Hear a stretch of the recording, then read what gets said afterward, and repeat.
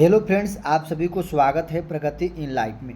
दोस्तों एएलपी और टेक्नीशियन का जो एग्ज़ाम हुआ था 22/1/2019 का, जो कि इसका दोस्तों पीवाईक्यू प्रीवियस ईयर का क्वेश्चन है।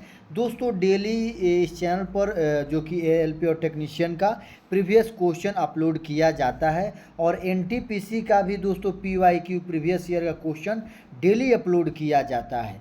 दोस्तों एएलपी और टेक्नीशियन का जो एग्ज़ाम होने वाला है उसके लिए दोस्तों बेस्ट तैयारी के लिए दोस्तों पीवाईक्यू लगाना बहुत ज़रूरी है, क्योंकि कैसे कैसे क्वेश्चन पूछा गया है मैथ का, स्टैटिक जीके का, साइंस का, तो इससे पता चलेगा। दोस्तों डेली वीडियो देखने के लिए मेरे चैनल को सब्सक्राइब कर लीजिए और बेल घंटी को प्रेस कर दीजिए, ज़्यादा से ज़्यादा शेयर कीजिए और कमेंट कीजिए। चलिए स्टार्ट करते हैं दोस्तों। तो जिसमें दोस्तों 25 क्वेश्चन अपलोड कर दिए हैं, आप नहीं देखे हैं तो आप मेरे चैनल पर जाकर देख सकते हैं। चलिए 26 से स्टार्ट करते हैं। अगर स्टार्च को ऐसे लिखा जाता है, कोडित भाषा में किया जाता है, तो इंड को कैसे कोडित किया जाएगा? तो दोस्तों आपको करेक्ट आंसर इसका ऑप्शन नंबर 4 होगा, आप लोग बनाइएगा। चलिए अगला क्वेश्चन है, क्वेश्चन नंबर 27 है कि बिंदु ए BC रेखा पर 2:1 अनुपात में विभाजन करता है। B के सह निर्देशांक 3-4 है और C के 0 और 5 है, तो बिंदु A के सह निर्देशांक क्या होगा? तो दोस्तों इसका करेक्ट आंसर ऑप्शन नंबर 2 आएगा। चलिए अगला क्वेश्चन है, दिया गया है कि यदि अभिकारकों की कुल ऊर्जा अभिक्रिया के उत्पादन से अधिक है तो ऊष्मा मुक्त होती है और अभिक्रिया को खाली स्थान अभिक्रिया कहा जाता है। तो दोस्तों इसका correct answer option number B है, जो ऊष्माक्षेपी होगा। प्रश्न देख लीजिए, यदि अभिकारकों की कुल ऊर्जा अभिक्रिया के उत्पादन से अधिक है तो ऊष्मा मुक्त होती है और अभिक्रिया को खाली स्थान अभिक्रिया कहा जाता है। कौन सी अभिक्रिया कहते हैं? ऊष्माक्षेपी। चलिए अगला क्वेश्चन है, दिया गया है दोस्तों, जो कि बयान में दिया गया है कि 5 वर्ष से कम उम्र के बच्चों को दिए गए पोलियो के टीके बच्चों में पोलियो की समस्या कम करते हैं। और यहीं दिया गया है, देखिए ये जो ऑप्शन है आप लोगों को ऑप्शन में बताना है, तो इसका करेक्ट आंसर ऑप्शन नंबर 3 होगा कि कुछ बच्चों को पोलियो के टीके लगवाने के बावजूद पोलियो होता है। तो दोस्तों आप लोग देख लीजिए, करेक्ट आंसर 3 होगा। चलिए अगला क्वेश्चन है कि 95 डिग्री फ़ारेनहाइट को सेल्सियस में बदलना है।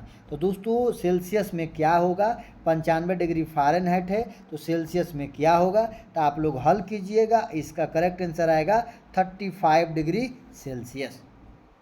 चलिए अगला क्वेश्चन है कि क्लास थर्ड के लीवर के संबंध में निम्न में कौन सा कथन सही है? तो दोस्तों क्लास थर्ड लीवर के संबंध में कौन सा कथन सही है? पहला है कि आधार लोड और प्रयत्न के बीच में होता है। ये बताया गया है कि आधार जो है लोड और प्रयत्न के बीच में होता है। दूसरा है दोस्तों प्रयत्न लोड और आधार के बीच में होता है। तीसरा है लोड प्रयत्न और आधार के बीच में होता है। चौथा है आधार प्रयत्न के नज़दीक होता है। तो इसका करेक्ट आंसर आएगा दोस्तों ऑप्शन नंबर 2, जो प्रयत्न है लोड और आधार के बीच में होता है। चलिए अगला क्वेश्चन है, क्वेश्चन नंबर 32 है कि अगर प्रतिशत F का मतलब है दोस्तों, E F का भाई है।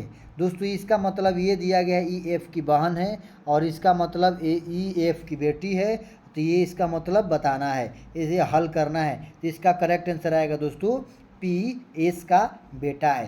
तो आप लोग देख लीजिए, ये रीजनिंग से दोस्तों क्वेश्चन है, ब्लड रिलेशन से। चलिए अगला क्वेश्चन है, क्वेश्चन नंबर 33 है। बयान में दिया गया है दोस्तों सभी मोम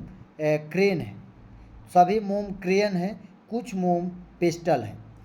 तो निष्कर्ष में दिया गया है दोस्तों कुछ पेस्टल क्रेन है, सभी क्रेन पेस्टल है, कोई क्रेन पेस्टल नहीं है। तो दोस्तों इसका करेक्ट आंसर आएगा ऑप्शन नंबर 3, केवल निष्कर्ष एक अनुसरण करता है, कुछ पेस्टल क्रेन है। ऑप्शन नंबर 3 इसका सही है। चलिए अगला क्वेश्चन दोस्तों, क्वेश्चन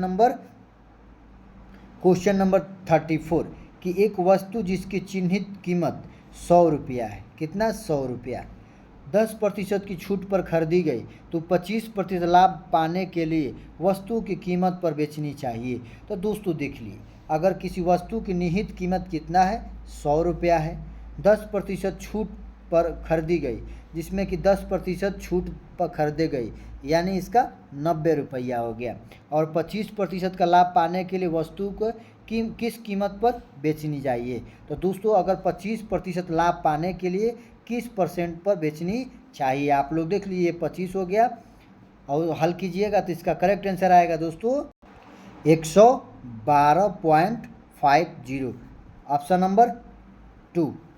चलिए अगला क्वेश्चन है, क्वेश्चन नंबर 3 है कि एक पिता और उसके पुत्र की वर्तमान आयु का योग 60 वर्ष है, तो अब से 5 साल बाद उसकी उम्र का अनुपात 5:2 है, तो पुत्र की वर्तमान आयु क्या है। तो देखिए दोस्तों, पिता और उसके पुत्र की वर्तमान आयु का योग जो है ना 60 है, लेकिन अब से 5 साल बाद, जो कि अब से 5 साल बाद उसकी उम्र का अनुपात 5:2 हो जाएगा। तो दोस्तों अब से अगर गिना जाए तो इसका अनुपात 5:2 हो जाएगा, कितना 5 साल बाद। तो ये भी 5 साल हो जाएगा, ये भी 5 साल हो जाएगा। आप लोग हल कीजिएगा, जबकि दोनों का योग जो है 60 वर्ष है। तो इसका करेक्ट आंसर आएगा ऑप्शन नंबर 4, यानी 15 वर्ष। चलिए अगला क्वेश्चन है, क्वेश्चन नंबर 36 है कि 4:5 का प्रतिलिपि अनुपात क्या है। तो दोस्तों 4:5 का प्रतिलिपि अनुपात क्या होता है, तो 4 का स्क्वायर और 5 का स्क्वायर। चलिए अगला क्वेश्चन है, क्वेश्चन नंबर 37 है। कोई खाली स्थान एक ऐसा वक्र है जो किसी वृत्त की परिधि के अंदर या बाहर किसी नियत बिंदु द्वारा तब बनता है जब वृत्त एक सरल रेखा पर घूमता है। तो इसका दोस्तों करेक्ट आंसर आएगा ऑप्शन नंबर 3, त्रोचोइड। चलिए अगला क्वेश्चन है, दिया गया है कि अनुपस्थित संख्या के साथ श्रृंखला दी गई है। तो देखिए दोस्तों ये श्रृंखला दिया गया है 4.6, 5.2, 5.8, उसके बाद दोस्तों ये क्वेश्चन मार्क दिया गया है 7 दिया गया है, उसके बाद 7.6। तो आप लोग हल कीजिएगा तो इसका करेक्ट आंसर आएगा 6.4। कितना आएगा 6.4, ऑप्शन नंबर 3। चलिए अगला क्वेश्चन है, आप लोग देख लीजिए, निम्न आकृति बनाने के न्यूनतम कितनी रेखाएं की आवश्यकता होगी। दोस्तों ये देख लीजिए कि आकृति बनाने के लिए न्यूनतम कितने रेखाओं की आवश्यकता होगी। तो ये जो है न्यूनतम कितने रेखाओं की आवश्यकता होगी, पहला ये 2, उसके बाद ये 3, उसके बाद ये 4। आप लोग पूरा हल कीजिएगा, उसके बाद ये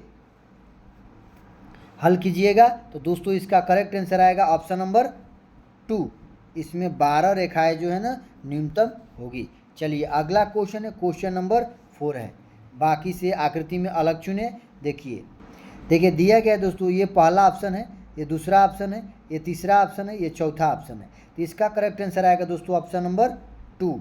ये जो 2 दोस्तों ये तीनों से अलग है। चलिए अगला क्वेश्चन है, क्वेश्चन नंबर 41, किसी वस्तु के वेग में परिवर्तन की दर नियत है और उसका औसत वेग कितना होगा।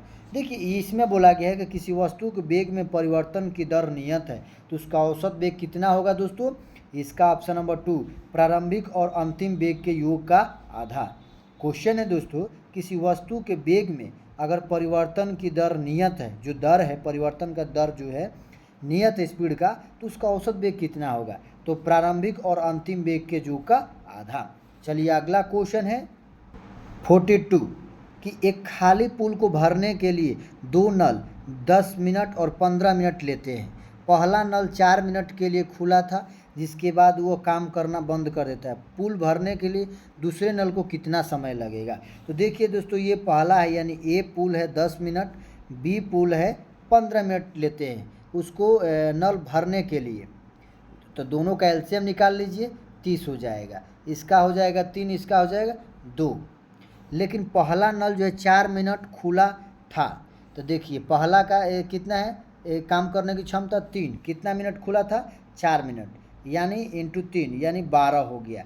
ये टोटल एक कितना काम किया 12, यानी 30 में से दोस्तों 12 अगर माइनस करते हैं अब बचेगा 18। तो 18 काम को करने में ये पूरा काम करने कितना दिन समय लगेगा। तो दोस्तों बी की कार्य क्षमता कितनी थी 2 से भाग कर दीजिए ये बचा सा काम में, यानी 9 मिनट में पूरा करेगा बी। चलिए अगला क्वेश्चन है, क्वेश्चन नंबर 43 है।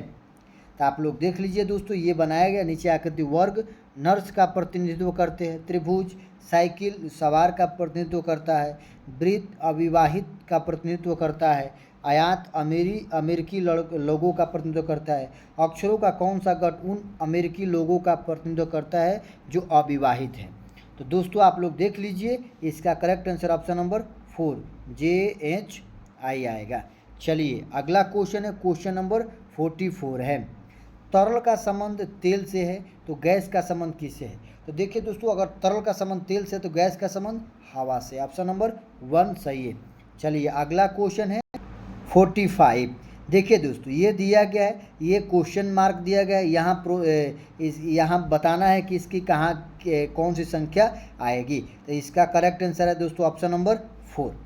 चलिए आप लोग हल कीजिएगा। अगला क्वेश्चन है कि 15 सेंटीमीटर मोटी कंक्रीट की दीवार पर आंतरिक तापमान 25 डिग्री सेल्सियस और बाह्य तापमान 5 डिग्री सेल्सियस है, तो दीवार के प्रति वर्ग मीटर पर ऊष्मा की में कमी की दर कितनी है? तो दोस्तों इसका करेक्ट आंसर आएगा 120 जूल पर सेकेंड। चलिए अगला क्वेश्चन है, क्वेश्चन नंबर 47 है कि त्रिभुज ABC और त्रिभुज PRST, यदि त्रिभुज ABC अनुपात त्रिभुज RST की ऊंचाई का अनुपात 1:4 है तो RS 4 सेंटीमीटर है, तो AB की लंबाई बताना है। तो देखिए ये दोस्तों दो त्रिभुज है ABC RST, जिसमें कि इसकी ऊंचाई का अनुपात दिया गया है 1:4, जिसमें कि R बराबर 4 सेंटीमीटर दिया गया, RS बराबर, और तो AB बराबर निकालना है। तो आप लोग दोस्तों हल कीजिएगा, इसका करेक्ट आंसर आएगा 1.5 सेंटीमीटर। चलिए अगला क्वेश्चन है, क्वेश्चन नंबर 48 है कि 3 प्रतिरोध जो कि 9 ओम और 100 ओम को समानांतर में जोड़ा गया है। देखिए दोस्तों, ये जो है ना, ये पहला रेजिस्टेंस है, दूसरा है और ये तीसरा है। पहला दोस्तों 9 ओम का है, दूसरा भी 9 ओम का, तीसरा और X का है, जोड़ा गया समानांतर। कुल प्रतिरोध जो कि इसका कुल प्रतिरोध कितना है दोस्तों? 3 ओम है, 3 ओम है। तो देखिए रेजिस्टेंस में होता है 1 बटा टोटल R बराबर 1 बटा R1 प्लस 1 बटा R2 प्लस 1 बटा R3। इसका मान दिया गया है 1 बाई, देखिए कितना मान दिया गया इसका? 3 ओम दिया गया है। इसका 1/9, उसको 1/9, उसको 1। आप लोग X का मान निकाल लीजिएगा। चलिए इसका करेक्ट आंसर आएगा ऑप्शन नंबर 2 9 ओम। चलिए अगला क्वेश्चन है कि कोई निश्चित राशि पर प्रति वर्ष 10% के हिसाब से 2 वर्षों के लिए चक्रवृद्धि ब्याज 420 रुपया है, तो समान अवधि और समान दर के समान राशि का साधारण ब्याज क्या होगा? दोस्तों एक बार और क्वेश्चन देखिए कि कोई निश्चित राशि पर प्रति वर्ष 10% के हिसाब से 2 वर्षों के लिए चक्रवृद्धि ब्याज 420 रुपया है। रेट दिया गया है दोस्तों 10%, टाइम दिया गया है 2 वर्ष, जबकि CI मिल रहा है कितना? 420 रुपया है। तो समान अवधि और समान दर से समान राशि पर उसका साधारण ब्याज क्या है, यानी SI निकालना है आपको। तो इसका करेक्ट आंसर आएगा दोस्तों ऑप्शन नंबर 3, ऑप्शन नंबर 3 आएगा 400। चलिए अगला क्वेश्चन है जो कि आज का लास्ट क्वेश्चन है कि B और C 35 दिनों में एक निश्चित काम कर सकते हैं, जबकि A, B और C की वही काम 17.5 दिनों में कर सकता है, तो वही काम A अकेला कितने दिनों में कर सकता है? तो दोस्तों इसका करेक्ट आंसर आएगा 35 दिन। तो दोस्तों ये 50 क्वेश्चन है।